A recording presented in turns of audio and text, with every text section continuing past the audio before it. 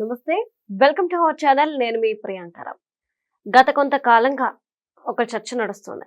అంటే తిరుమల తిరుపతి దేవస్థానంలో ఎవరైతే అన్యమతస్థుల ఉద్యోగులు ఉన్నారో వీళ్ళని తొలగించండి, హిందువులకు ఇవ్వండి, అప్పుడు మాత్రమే ఆ దేవస్థానం యొక్క అంతా బాగుపడుతుంది అని చెప్పేసి కొద్ది రోజులుగా భక్తుల దగ్గర నుండి అలానే ప్రజల నుండి వస్తున్న నినాదం.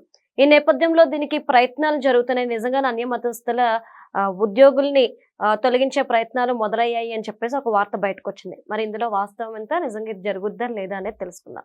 మనతో మాట్లాడడానికి సీనియర్ జర్నలిస్ట్ సిఎస్ రావు గారు ఉన్నారు. ఆయనతో మాట్లాడదాం. నమస్కారం సార్.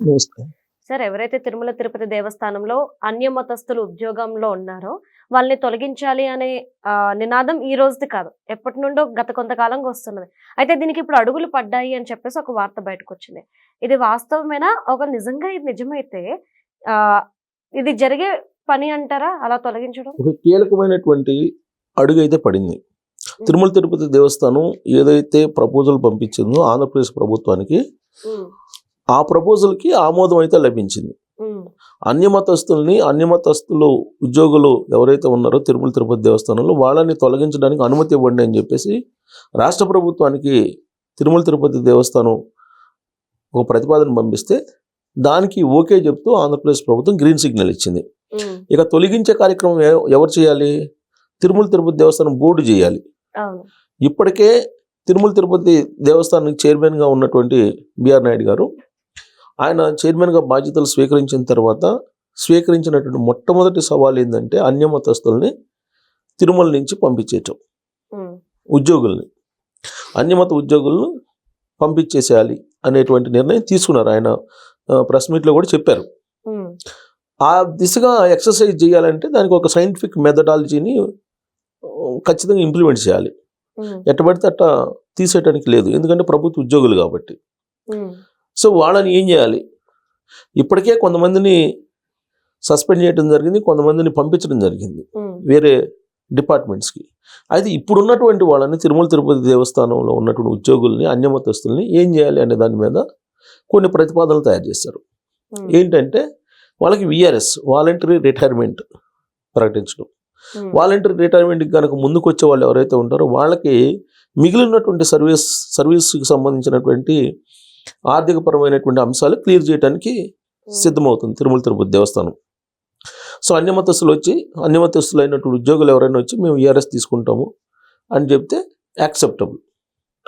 లేదు మేము ఉద్యోగంలో కొనసాగాలి అనుకుంటే సెకండ్ ఆప్షన్ ఏంటంటే వివిధ డిపార్ట్మెంట్లు, ప్రధానంగా మైనారిటీ వెల్ఫేర్ డిపార్ట్మెంట్ ఉంది, దాంట్లోకి వాళ్ళని పంపించేస్తే వాళ్ళ కేడర్ తగిన విధంగా వాళ్ళు అక్కడ ఉద్యోగం కల్పించేలాగా ఏర్పాట్లు చేయటం, ఇది సెకండ్ ఆప్షన్. ఈ రెండు ఆప్షన్స్ తోటి అన్యమత ఉద్యోగుల్ని తీసేయడానికి తిరుమల తిరుపతి దేవస్థానం బోర్డు ఒక నిర్ణయం తీసుకుంది. దానికి అఫీషియల్గా ఆమోద ముద్ర కూడా లభించింది ప్రభుత్వం నుంచి. అయితే ఇది తీసేయడం అంత ఈజీనా అనేది పెద్ద క్వశ్చన్. ఇప్పుడు ప్రజెంట్ అయితే ఒక 43 మందే ఉన్నారని తెలుస్తుంది.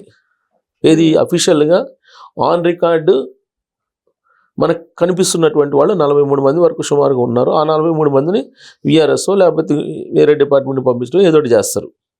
కానీ చాలామంది క్రిస్టియన్స్ అన్అఫీషియల్గా ఆన్ రికార్డు దొరకకుండా ఉండేటువంటి అన్యమత ఉద్యోగులు తిరుమలలో ఉన్నారు.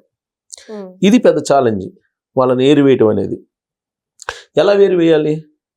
ఆన్ రికార్డులోనేమో వాళ్ళు హిందూ అని ఉంటుంది, క్రిస్టియన్ మతాన్ని పుచ్చుకొని ఉంటారు. మరి వాళ్ళని ఎలా ఐడెంటిఫై చేయాలి?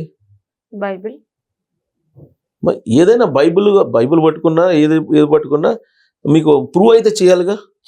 ప్రూవ్ చేయకుండా తీసేయడానికి ప్రభుత్వ ఉద్యోగుల్ని, తిరుమల తిరుపతి దేవస్థానం ఉద్యోగులు అంటే ప్రభుత్వ ఉద్యోగులు ఒక నథింగ్ బట్. సో తీసేయాలని అంటే దానికి ప్రూవ్ చేయాలి. ప్రూవ్ చేయాలి అంటే దానికి ఒక సిస్టము, దానికి ఎంక్వైరీ వేయాలి, అదంతా కావాలి. అప్పుడు అన్యమత ఉద్యోగులను తీసేయాలి. కాకపోతే ఇప్పుడు అఫీషియల్గా 43 మందే కనిపిస్తున్నారు. మరి అన్అఫీషియల్గా ఉండేటువంటి వాళ్ళ సంగతి ఏంటి? అన్అఫీషియల్గా కొన్ని వందల మంది ఉన్నారంట అన్యమత ఉద్యోగులు తిరుమల తిరుపతి దేవస్థానంలో. వీళ్ళని ఐడెంటిఫై చేయాలంటే దానికి ఒక ప్రక్రియ ఉండాలి, సైంటిఫిక్ ప్రక్రియ. ఏంటంటే విజిలెన్స్కి అప్పచెప్పాలి అనుకుంటున్నారు.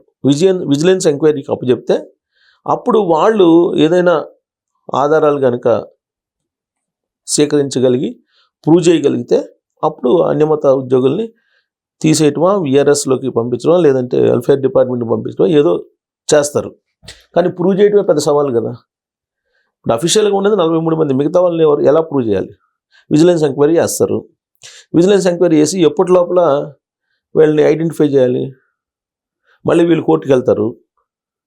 కోర్టులోకి వెళ్తే అది వెళ్ళి ఎంతకాలం ప్రొలాంగ్ అయితే అందరికీ తెలుసు. మరి వందలాది మంది ఇప్పుడు అన్యమత ఉద్యోగులు అక్కడ ఉన్నారు. వాళ్ళేమో తిరుమల తిరుపతి దేవస్థానంలో ఉద్యోగులు. వాళ్ళు సర్వీస్ దాంట్లోనేమో ఏముంటుంది, హిందువు అని ఉంటుంది. బయటేమో ఆదివారం బైబుల్ పట్టుకుని వెళ్తుంటారు. అక్కడ లడ్డు తినరు, అక్కడ ప్రసాదం తినరు, అక్కడ శ్రీవారి మీద వాళ్ళకి భక్తి ఉండదు, కానీ అక్కడ ఉద్యోగం అయితే కావాలి. మరి దీన్ని ఎలా చేయాలి? కొన్ని వందల మంది ఉన్నారు. ఇప్పుడు మా మధ్యకాలంలో మా శిష్యులు ఉన్నారు అని చెప్పి ఒక మాజీ తిరుమల తిరుపతి దేవస్థానం చైర్మన్ అన్నారు. చిటుక్కుమన్న మాకు తెలిసిపోద్ది, మాకు కావాల్సినటువంటి వాళ్ళు, మా టీము దాదాపు 2500 మంది ఉన్నారు ఉద్యోగులు అక్కడ అని చెప్పారు. అంటే మా టీం అంటే ఏంటి? క్రిస్టియన్ టీమా? అంటే మాజీ చైర్మన్ చేసినటువంటి ప్రకటన చెప్తున్నా. ఆ గోవులు చనిపోయినప్పుడు మీకు ఎలా వచ్చింది ఇన్ఫర్మేషన్? ఇది ఇన్ఫర్మేషన్ అఫీషియల్ కాదు కదా అంటే, అఫీషియల్ ఇన్ఫర్మేషన్ నాకు ఉద్యోగుల నుంచి వచ్చింది. తిరుమల తిరుపతి దేవస్థానంలో మొత్తం చిటుకుమన్నా ఏం వల్ల ఏం జరిగినా నాకు తెలిసిపోతుంది, మొత్తం మా వాళ్ళు ఉన్నారు అన్నారు. ఆ మాట అన్న అతను క్రిస్టియన్ అని చెప్పేసి అంటారు. ఆయనే ఒకనొక సమయంలో వెంకటేశ్వర స్వామిది ఉంది, రాతి బొమ్మ చెప్పు తీసుకుని కొడతాను నేను పోతే అని చెప్పి ఏదో మాట్లాడాడు. అది మాట్లాడటం కూడా అది ఆయన మాట్లాడింది రిపీట్ చేయడం కూడా తప్పే అని నేను అనుకుంటా. అందుకే చంపలు వేసుకుంటున్నాం. అదే చెప్పేది, అందుకే చంపలు వేసుకుంటాం. సో అలాంటి మాటలు మాట్లాడినటువంటి ఆయన నా మనుషులు ఉన్నారని చెప్తున్నాడు. మళ్ళీ వాళ్ళందరినీ ఏరివేయటం అనేది ఒక పెద్ద ఛాలెంజ్, ఒక టాస్క్. అది కనుక చేయగలిగితే నిజంగా తిరుమల తిరుపతి దేవస్థానం బోర్డు ఏదైతే అనుకుంటుందో అది పూర్తవుతుంది లక్ష్యం. అటు కాకుండా ఏదో 43 మందిని విఆర్ఎస్లోకో లేకపోతే బదిలీ చేసినందువల్ల నెరవేరదు. కాకపోతే ఒక బృహత్తర కార్యక్రమాన్ని మాత్రం చైర్మన్ గారు తీసుకున్నారు.